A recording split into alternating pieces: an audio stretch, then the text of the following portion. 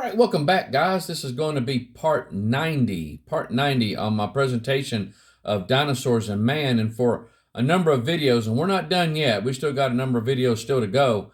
But I think we've been on 12. This is the 12th video on this block here on this whole presentation of dinosaur and man tracks that have been found together or supposedly found together at the Paluxy River in Glen, Texas. And I've been going through this very slowly with a fine-tooth comb, trying to show all, the for, the against.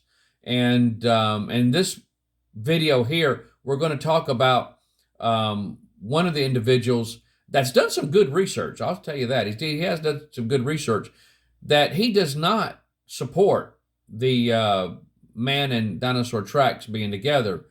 He does believe in the dinosaur tracks, but he does not believe that the man tracks are actual human tracks. He believes that they're just mistaken for dinosaur tracks. They're dinosaur tracks that have been mistaken as human tracks. And I'm going to show you some examples of that. But if you'll notice on the screen here, we're going to start off with talking about Roland T. Byrd. Roland T. Byrd, when he made a trip to Glen, Texas, he says, notice the highlighted section, that yellow highlighted section. It says a large section of good prints of both man and dinosaur was taken out in 1934.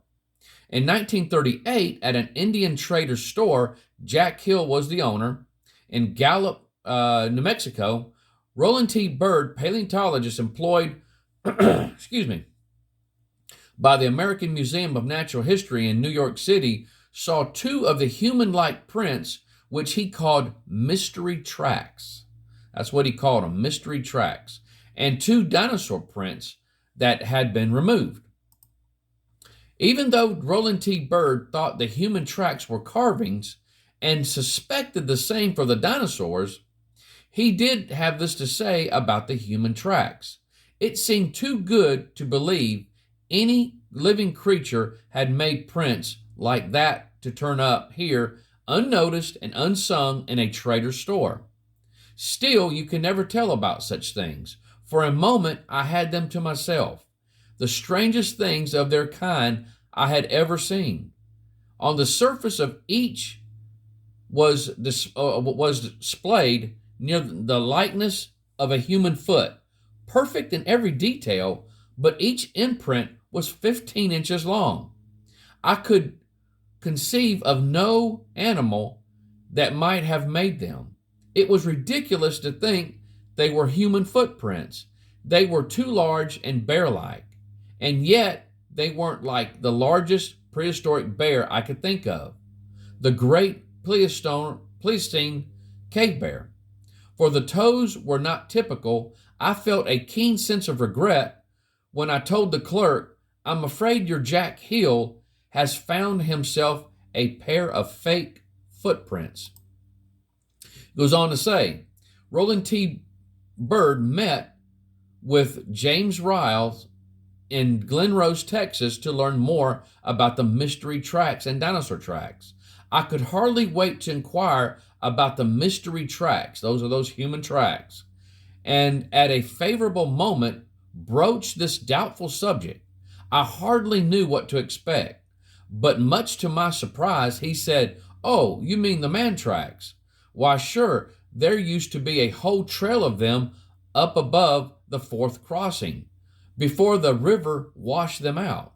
My surprise was partly overcome by Ryle's casual reference to them as human footprints. I smiled.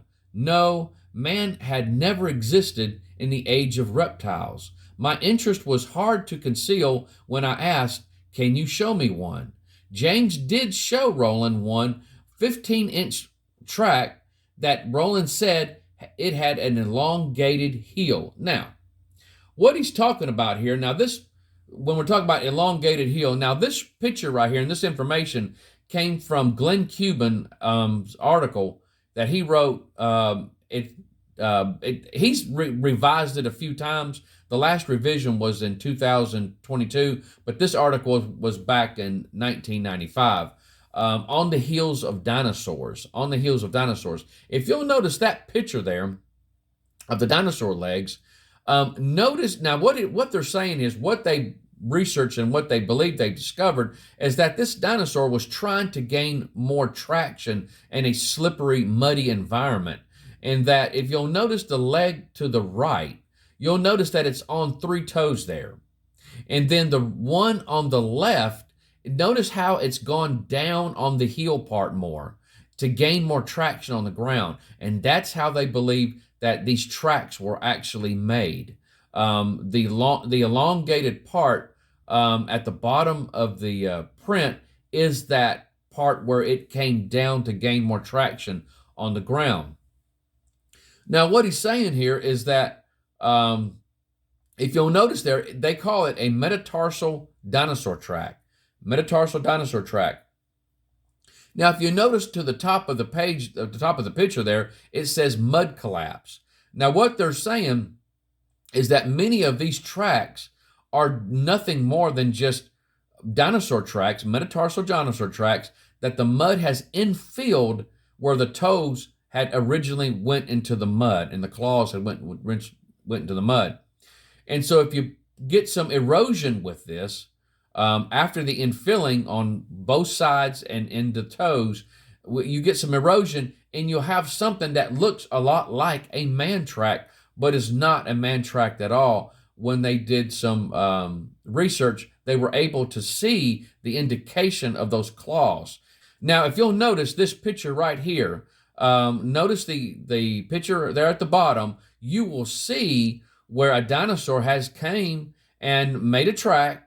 And you can see where at one time this was a much more, it was mud, and it had infilled those toe prints of those claw tracks. It actually infilled it. You can see the impression that was there. It's just a line now. But the if you notice the black, that's where the claws were at, the toes were at, and you notice the white. That's where the infilling of the mud came in after the dinosaur had pulled its track out, pulled its foot out. And so you can see that. And I agree. I think that's some great research. And yes, I could see where many people could mistakenly say that, yes, this right here is a human track. In actuality, it was just a dinosaur track that was infilled with mud. And so I could definitely see how people could mistaken that as a human print. Okay, it goes on to say, which he believed it was from an unknown dinosaur or reptile. Rowland stated the track lacked definition on which to base conclusions. There was only the one. And though my eyes itched to see a good one, the overlying ledge, we're going to come back to that, the overlying ledge covered any possible next print. Riles said he knew of no others exposed at present. Now, when he's talking about that overlying ledge, we've talked about this before. I've shown you this picture already, but you'll notice where they've already, that ledge there, they have found tracks that led up to those ledges and just stopped. I'm going to show you another picture of that.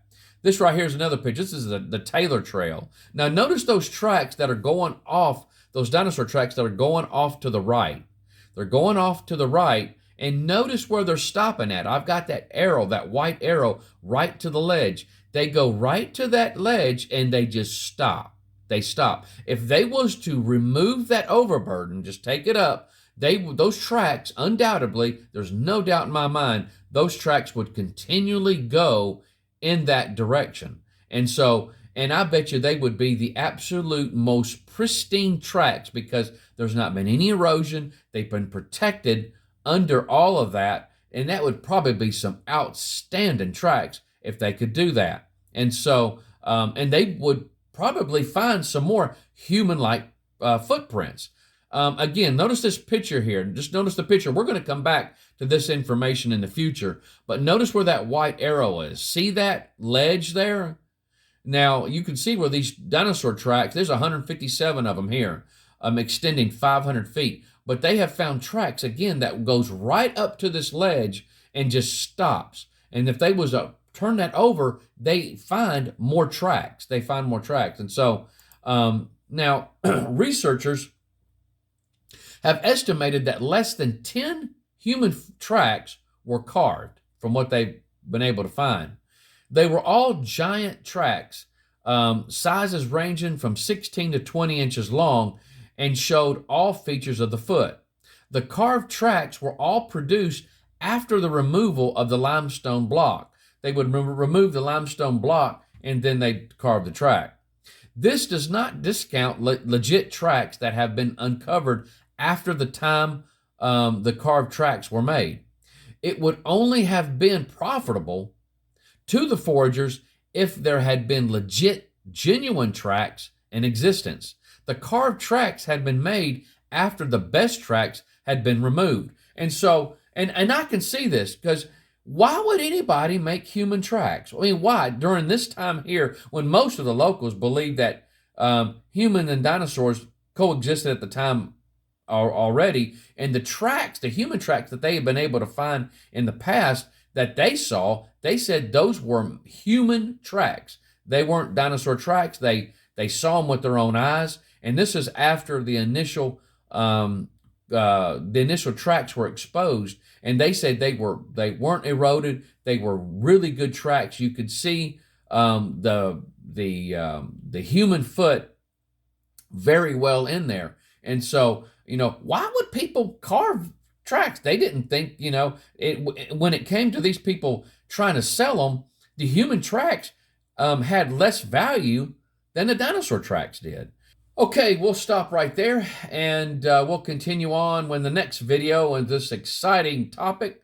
I hope you guys are learning something, whether you believe it or not. I hope, on both sides you're able to learn something. I want to be fair, guys, and show both sides, and you can kind of make up your mind what you want to believe. And so, but there's still some really interesting information still to come. And so, but you guys take care. I hope the Lord blesses you real good. Y'all have a great day. Bye-bye.